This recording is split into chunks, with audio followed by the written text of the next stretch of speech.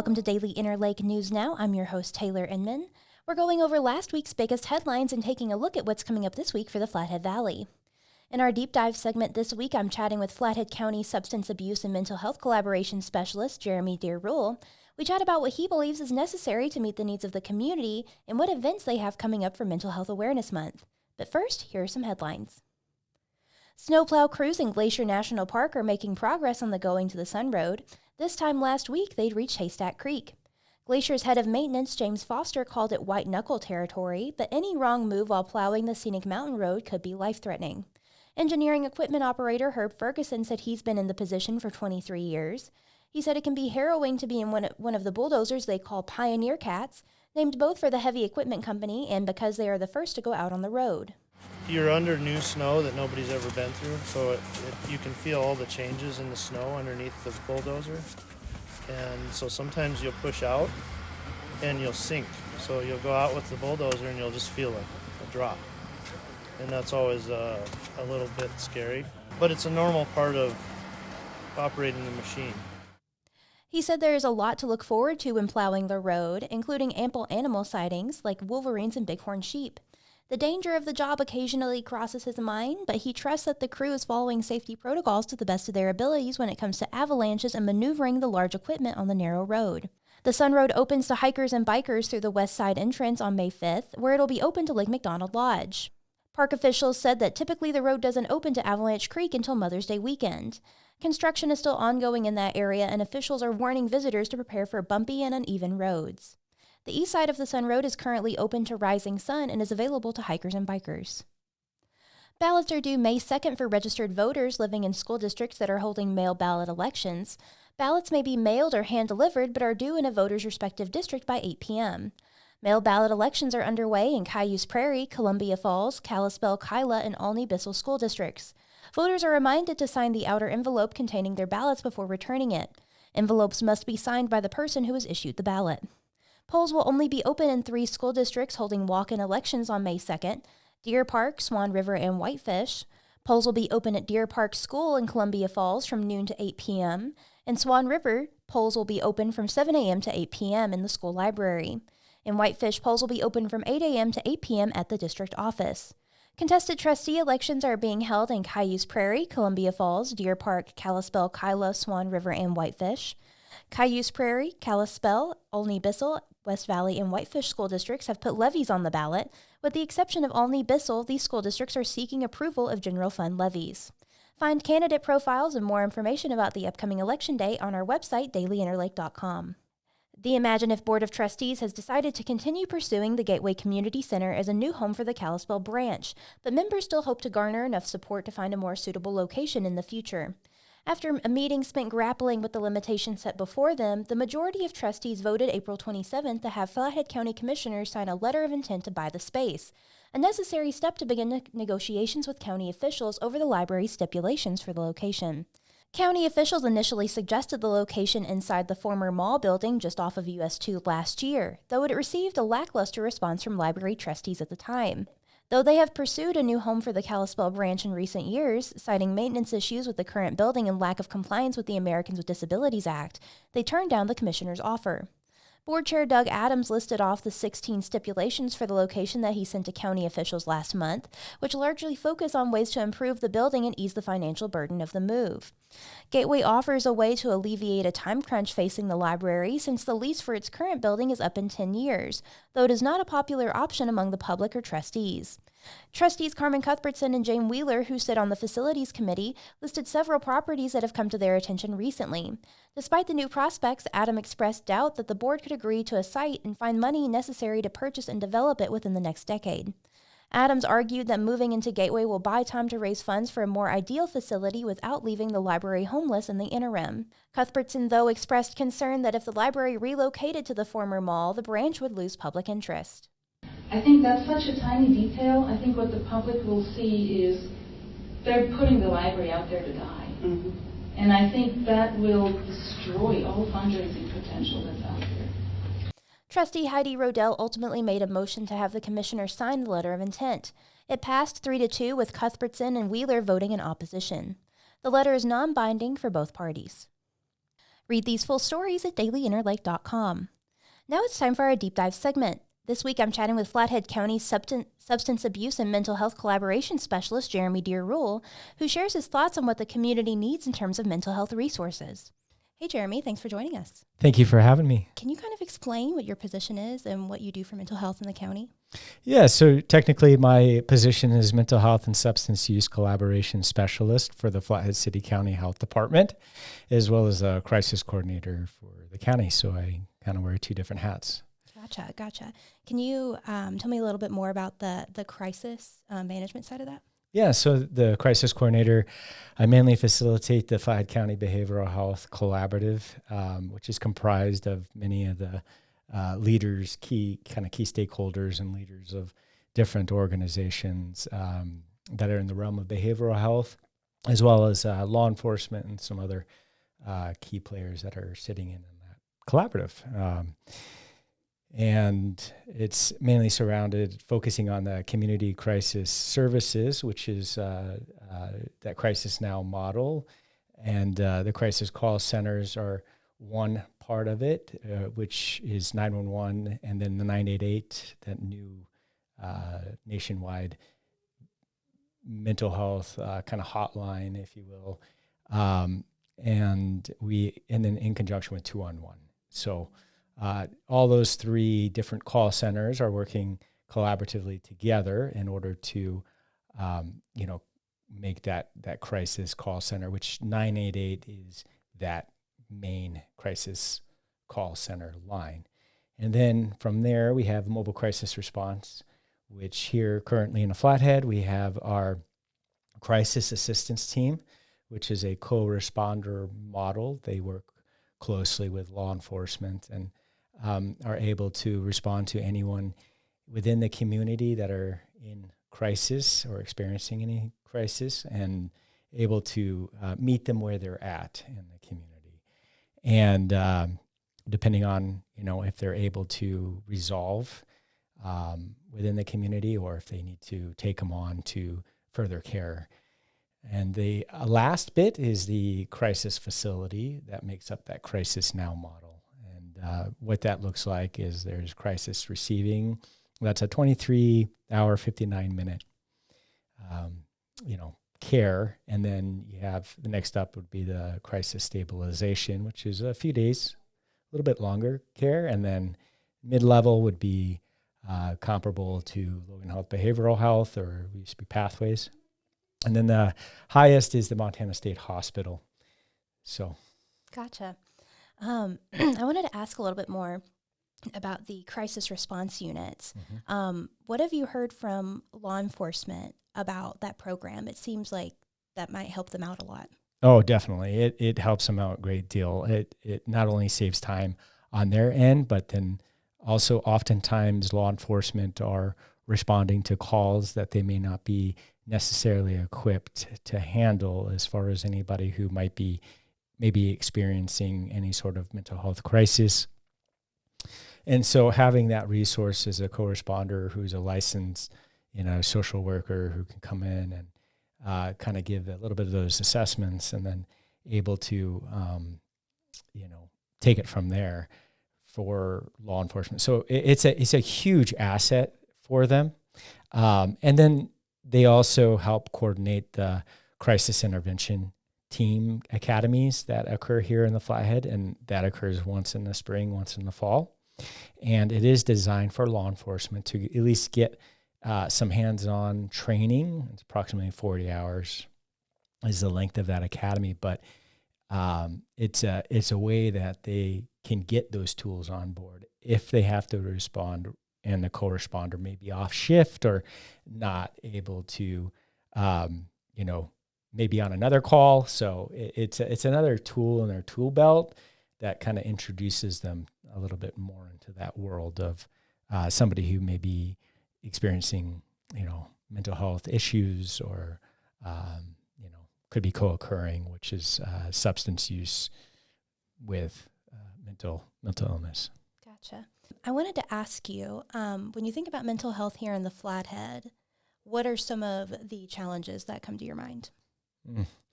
We don't have enough services. Not only that, but mental health professionals as well. Oftentimes what we're finding are providers that are losing some mental health professionals within their organizations, and so making sure that we're replenishing that either through like an academic pipeline or other ways is key. But I would say a little bit lack of all of the above.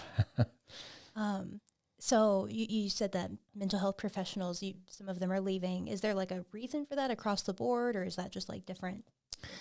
I'm sure it's different reasons for whomever. I'm sure it's individualized, but also, even just trying to hire on somebody who can afford to, first of all, find a place, second of all, afford to live here is always been a major challenge for many employers, especially within the healthcare field. So it's no different as far as that goes. So just even trying to hire individuals that are qualified in order to do the job.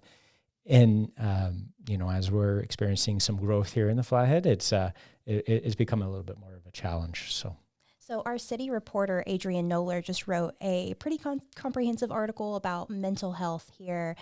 He had a particular focus on some of these crisis facilities that we used to have that have recently closed. Mm-hmm. What impact did those closings have here?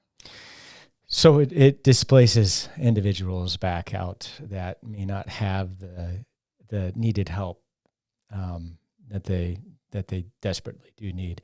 So oftentimes they go back into the system, whether that's through the hospital or through jail, or even just not being able to access the resources that they do need. So it does have profound effects in the system in general, and with other organizations, can see an increase in some of their already full plates to try and take on more. It's been a challenge. Right. So you mentioned before that facilitating or getting a crisis facility here is part of your job. Can you explain a little bit about where you are in that or how that's going? Mm-hmm. So right now we're in a preliminary phase. We're just in the planning phases of it at this point in time, but we're looking at a potential crisis receiving facility as being that kind of low barrier type of place where a mobile crisis response team can take individuals to law enforcement can drop off without having to wait. And so it alleviates a lot of those things to have kind of a receiving center in place here in the community. So that's been identified and flagged as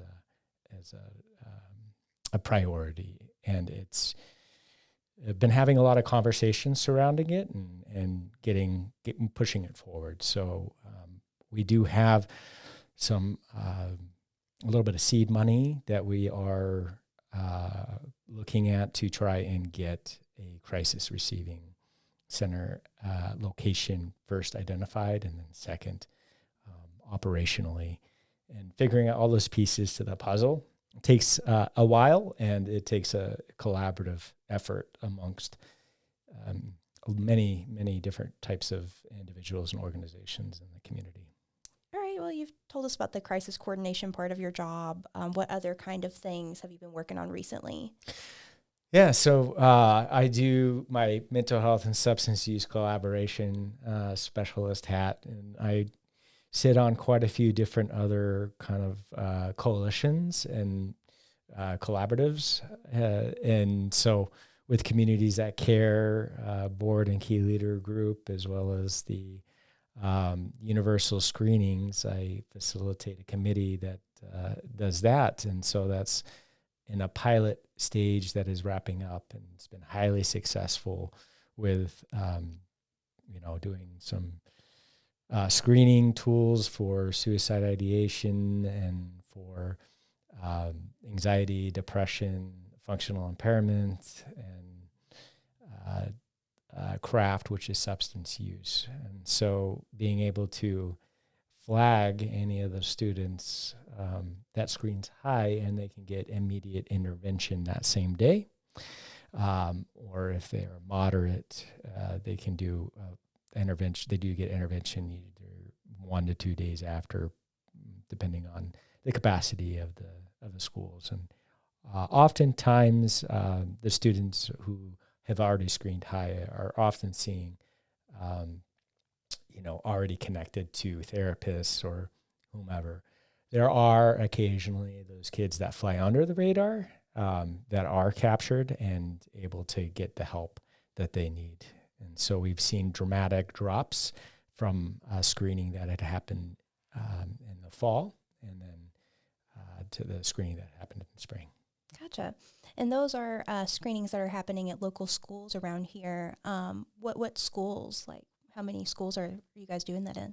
So the pilot project only focused on one high school, and it's been high school aged students. And so the screening is designed through Rural Behavioral Health Institute, and it is designed for 6th through 12th grade. So Mental Health Awareness Month is in May. It is. What have you guys got going on for that?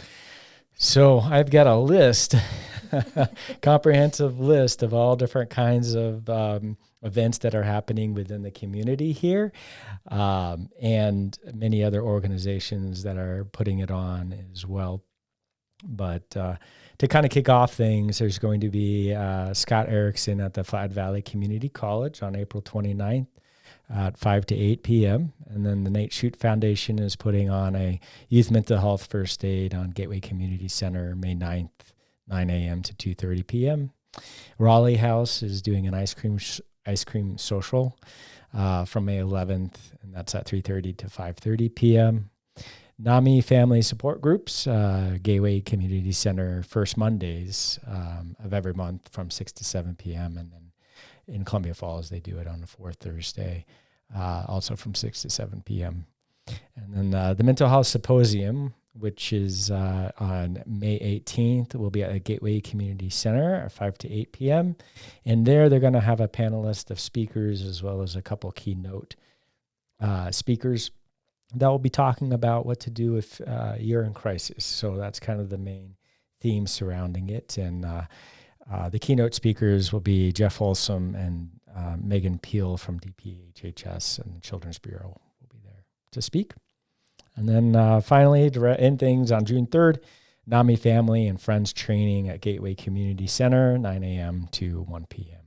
Why do you think it's important that we as a community, we as individuals focus on mental health? And, we have a whole Mental Health Awareness Month. Why do we take the time to kind of remember this stuff? Well, currently right now in this community, and I would say other communities statewide and even nationally, we've experienced right now kind of a mental health, behavioral health crisis.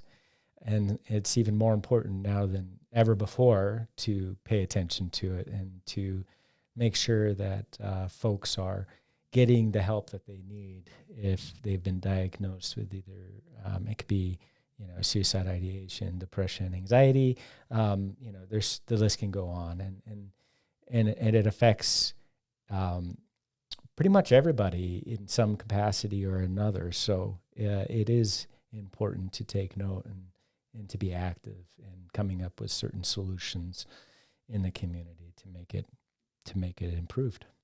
Gotcha. Mm-hmm. All right. Well, Jerramy is the Flathead County Mental Health Coordinator. Thanks for joining us. Thank you for having me, Taylor. Appreciate it. A story detailing May's mental health awareness events can be found at dailyinterlake.com. Did you know the Daily Interlake has a breaking news app? Get up-to-date information about what's going on in the community. Search Daily Interlake in the App Store.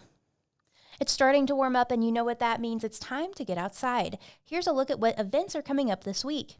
Author and University of Montana professor Christopher Peterson will be speaking about his new book, Tenacious Beasts, Wildlife Recoveries That Will Change How We Think About Animals, at the Northwest Montana History Museum on Thursday. Questions of coexistence, conservation technology, and ethics are central to environmental philosophy, which Preston embraced as a way to apply philosophy to something practical. His talk is May 4th and starts at 6:30 p.m. The Kalispell Farmers Market returns this weekend. An array of produce, baked goods, and crafts are available at the weekly market that will run through October. For more information, contact Kalispell Farmers Market at hotmail.com. The market takes place at the Flathead Valley Community College and runs from 9 a.m. until 12:30 p.m. And the 2023 Montana Spartan Trifecta takes place this weekend near Big Fork. Spartan Race is the world's leading obstacle race series. Each race is designed to test endurance, strength, agility, and mental toughness. The event brings people from all across the country to Big Fork to compete. Find out more information about taking part or spectating at Spartan.com. Find dance lessons, art classes, and more about what's going on in your community at dailyinterlake.com/events. Thanks for joining us. News Now is a new podcast from the Daily Interlake. We're proud to be the largest news gathering operation in the region and one of the oldest papers in the valley. Consider becoming a subscriber to support our work. Call Circulation at 406-755-7018 or go to the Manage Subscription tab in the top right corner of our website. Everybody stay safe and have a great week.